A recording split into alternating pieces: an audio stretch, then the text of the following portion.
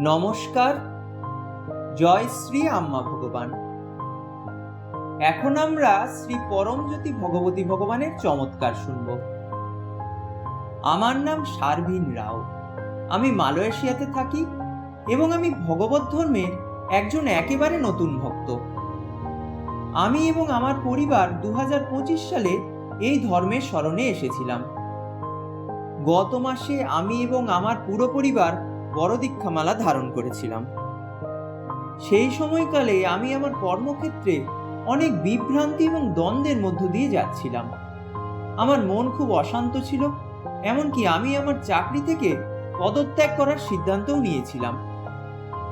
যখন আমি আমার পদত্যাগপত্র জমা দিয়েছিলাম, তখন আমার বস তাৎক্ষণিক তা গ্রহণ করতে অস্বীকৃতি জানিয়েছিলেন।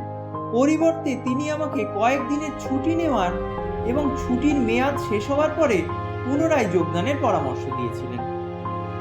এবং এখানেই চমৎকারটি ঘটেছিল। ভারাক্রান্ত হৃদয়ে আমি কাজে ফিরে গিয়েছিলাম, কারণ আমি ইতিমধ্যেই আগ্রহ হারিয়ে ফেলেছিলাম।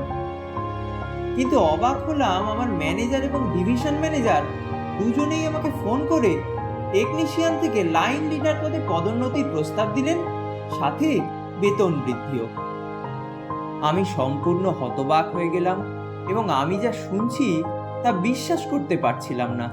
তারা আমাকে আরও জানালেন যে কোম্পানি আমাকে অন্য রাজ্যে চাকরি সম্পর্কিত একটি কোর্সের জন্য স্পন্সর করতে চায়।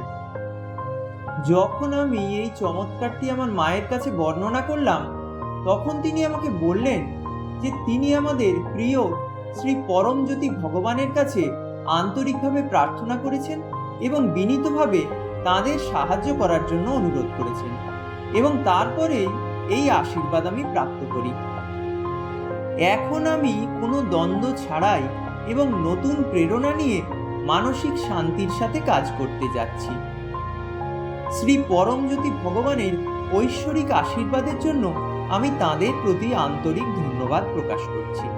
আমি চিরকৃতজ্ঞ।